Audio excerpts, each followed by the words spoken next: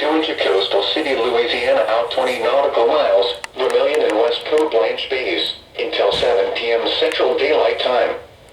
At 6:03 p.m. Central Daylight Time, severe thunderstorms capable of producing waterspouts were located along a line extending from 14 nautical miles east of White Lake to near Vermilion Bay to 10 nautical miles west of West Coast Blanche Bay, moving south at 10 knots. Hazard: waterspouts and wind gusts 34 knots or greater. Source: radar. Impact: waterspouts can easily overturn boats and create locally hazardous seas. Small craft could be damaged in briefly higher winds and suddenly higher waves. Locations impacted include Vermilion Bay. Move to safe harbor until hazardous weather passes.